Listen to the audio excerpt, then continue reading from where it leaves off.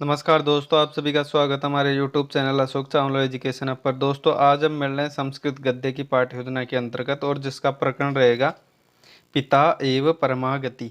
हाँ तो दोस्तों, अगर इसकी कक्षा विशेष की अगर हम बात करें तो ये कक्षा 7 के लिए है, ध्यान रखना विशेष कक्षा 7 के लिए है। बाकी प्रकरण के अनुसार आप किसी भी कक्षा में इसको बना सकते हैं। चलिए दोस्तों, पाठ्य योजना स्टार्ट करते हैं। पहले देखते हैं इसके कुछ सामान्य उद्देश्य होते हैं। देखिए दोस्तों, जो सामान्य उद्देश्य होते हैं जैसे कि मैं हर पाठ्य योजना के अंतर्गत बताता हूँ आपको, जो सामान्य उद्देश्य होते हैं जैसे संस्कृत गद्य की हम बात करेंगे तो विषय से संबंधित होते हैं। ठीक है, तो संस्कृत गद्य हम जो पढ़ेंगे उससे रिलेटेड जो भी उद्देश्य होंगे उनकी पूर्ति करना हमारा कौन सा सामान्य उद्देश्य कहलाता है। ठीक है, उसके बाद आप देखिए विशिष्ट उद्देश्य। जो विशिष्ट उद्देश्य होते हैं हमारे प्रकरण से संबंधित होते हैं। जैसे आज का हमारा प्रकरण पिता एवं परमागति, तो उस प्रकरण से रिलेटेड यानी पिता से रिलेटेड जो उद्देश्य होंगे वो कैसे उद्देश्य होंगे, विशिष्ट उद्देश्य। उसके बाद देखिए अगला बिंदु सहायक उपकरणानी। जो सहायक उपकरण यानी पाठ्य योजना को पढ़ाते समय किन किन उपकरणों की सहायता ली गई, जैसे श्यामपट है, सुधाखंड है, मार्जनी है, पाठ्य पुस्तकम है। और दोस्तों इसमें आप आकुंचन फलक भी इसमें लिख सकते हैं। ठीक है, आकुंचन फलक इसलिए लिखा जाता है क्योंकि जैसे हम लपेट फलक लिखते हैं ना, उसी को आकुंचन फलक इसमें लिख सकते हैं क्योंकि वो उचित माना जाता है। उसके बाद देखिए पूर्व ज्ञान। जो हमारी विषय वस्तु है उससे संबंधित बच्चों में पूर्व ज्ञान कितना है उसको जानना। उसके बाद है हमारा अगला बिंदु प्रस्तावना।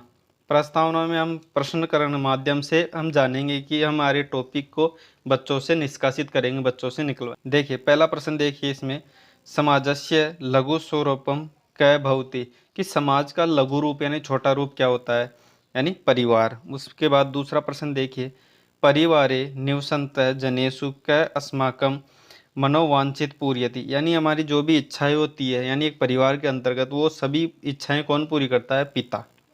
ठीक है, उसके बाद देखिए अगला प्रश्न, पिता विषय विशिष्ट रूपेण किम जानन्ति भवन्तः, कि आप लोग पिता के बारे में विशिष्ट रूप से क्या जानते हैं। तो संभावित उत्तर देंगे। इसका मतलब ये है कि बच्चे उत्तर तो इसका देंगे लेकिन जैसे हमारा पाठ हमें कहता है उस हिसाब से संभावित उत्तर ही दे पाएंगे, बच्चे पूर्ण उत्तर नहीं दे पाते।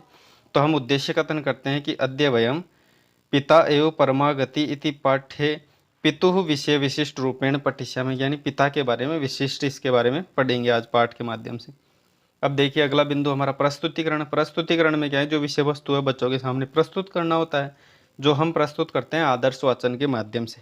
यानी एक छात्र अध्यापक या छात्र अध्यापिका विषय वस्तु होती है वो बच्चों के सामने प्रस्तुत करते हैं, जिसमें कक्षा के उचित स्वर का विशेष ध्यान रखा जाता है, विराम चिन्हों का विशेष प्रयोग किया जाता है, भाव अनुगुण के हिसाब से किया जाता है, समुचित स्वर होना चाहिए, शुद्धता एवं स्पष्टता का विशेष ध्यान देते हुए गद्य को आदर्श वाचन के रूप में पढ़ना चाहिए।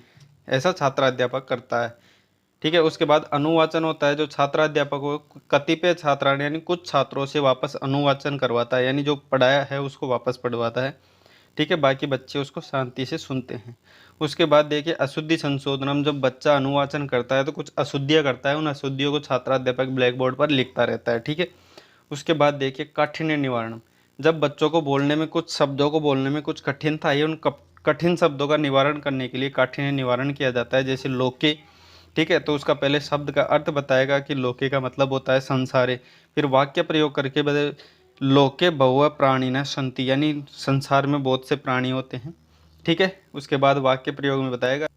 ठीक है, उसके बाद मूल्यांकन के रूप में छात्र अध्यापक बच्चों से नए वाक्य का निर्माण करने के लिए कहता है। वैसे इन जो शब्द हैं बाकी अपकीर्ति, उत्तम, प्रणमंती इत्यादि शब्दों का भी विस्तार करके बताएगा। अब देखिए अगला बिंदु है बोध प्रश्न। ठीक है, बोध प्रश्न का मतलब होता है कि छात्र अध्यापक जो विषय वस्तु पढ़ा चुका है बच्चों को, उस विषय वस्तु पढ़ाने के बाद देखता है कि बच्चों में ज्ञान कितना हुआ है ये विषय वस्तु पढ़ाने के बाद। तो ज्ञान जानने के लिए ये प्रश्न करता है, इसे बोध प्रश्न कहते हैं। जैसे पहला प्रश्न, क अपतयानी पालयति रक्षति च। ठीक है, यानी बच्चों की जो लालन पालन करता है, रक्षा करता है, वो कौन करता है, पिता। दूसरा प्रश्न देखिए, बालका गर्हे कस्मात् शिक्षा प्राप्नुवन्ति। ठीक है, कि बालक घर में किससे शिक्षा प्राप्त करता है, तो वो पिता से। ठीक है, ये हम पाठ के अनुसार पढ़ते हैं, ऐसा नहीं है कि माता शिक्षा नहीं देती बच्चे को और अन्य सदस्य शिक्षा नहीं देते, सभी देते, लेकिन हम पाठ के अंतर्गत पढ़ रहे हैं तो वो पिता इसके आंसर होगा। तीसरा प्रश्न देखिए, कस्य आज्ञा सर्वदा पालनीय, तो पितु, यानी पिता की आज्ञा सदा पालनीय, सदैव सदैव पालन करने योग्य होती है, ठीक है, उसको टालना नहीं चाहिए। अगला बिंदु देखिए मौन वाचन। मौन वाचन में क्या होता है कि छात्र अध्यापक सभी बच्चों को ध्यानपूर्वक मौन रहते हुए पाठ का वाचन करने के लिए कहता है और स्वयं उस कक्षा का निरीक्षण करता है कि बच्चे कौन पढ़ रहे हैं कि नहीं पढ़ रहे हैं। उसके बाद देखिए विचार विश्लेषणात्मक स्पष्टीकरण अंश, यानी बच्चों से ऐसे प्रश्न पूछता है जो बच्चों का थोड़ा चिंतन करने का मन करता हो, सोचने का मन करता हो, ठीक है। उसमें देखिए पहला प्रश्न, संसारे पितु स्थानम अति महत्वपूर्ण किमर्थम वर्तते, यानी संसार में पिता का स्थान अत्यधिक महत्व क्यों बताया गया है।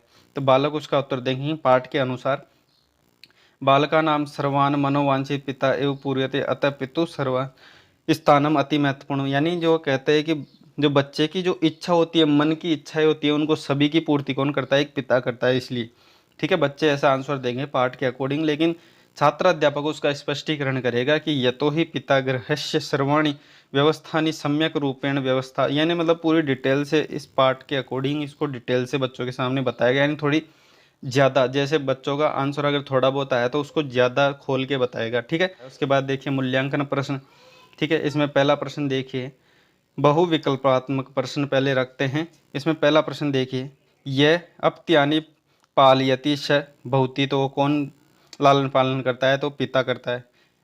देखिए दोस्तों ये वापस आ गया तो इसको आप कट कर देना। उसके बाद देखिए आगे चलते हैं दूसरे प्रश्न पे, ठीक है। दूसरा प्रश्न देखिए, क पितुर आज्ञा परिपाल्य वनम आगत, यानी कौन पिता की आज्ञा से वन में आ गया था, तो वो श्री राम जी हैं, ठीक है। उसके बाद देखिए दूसरा प्रश्न, इसमें देखिए रिक्त स्थान रखा गया है, आपणम गत्वा फलानी आनयतु, ठीक है। तो पाठ के अकॉर्डिंग इसमें आंसर बनना है, पुत्रा पितु साक्षात प्राप्नुवन्ति, ठीक है। उसके बाद देखिए तीसरा, श्रवण कुमारस्य महति श्रद्धा आसीत, ठीक है। उसके बाद आगे चलिए, तीसरा जो प्रश्न है, संस्कृतेन उत्तराणी लिखतु, यानी एक पद में इसका उत्तर देना है, केसाम आज्ञा पालनीय, तो पाठ के अनुसार ये लिखना है कि किसकी आज्ञा सदैव पालनीय होती है, तो पिता की, ठीक है। दूसरी बात, केसाम अपकीर्ति सर्वत्र प्रसरति, कि यानी कौन सी कीर्ति अपकीर्ति है जो सर्वे प्रसारित होती है, ठीक है। उसके बाद देखिए हमारा अंतिम बिंदु है गृह कार्य, जिसमें पहला प्रश्न है, पिता अस्माकं कान आवश्यकतान प्रपूर्यति विलिख्य आनयति, यानी पिता हमारी कौन कौन सी इच्छाएं पूरी करता है वो लिख कर ले, कौन कौन सी आवश्यकताएं की पूर्ति करता है, ठीक है। दूसरा प्रश्न, संसारे पितु स्थानम अति महत्वपूर्ण किमर्थम विलिख्य, कि संसार में पिता का स्थान अति महत्वपूर्ण क्यों है, वो लिख कर लेके आए। तो दोस्तों आशा करता हूँ ये पाठ्य योजना आपको बेहद पसंद आई होगी। अगर पाठ्य योजना आपको पसंद आई रही तो वीडियो को लाइक करना और एक अच्छा सा कमेंट भी छोड़ना, और वीडियो को देखने के लिए आपका बहुत बहुत धन्यवाद।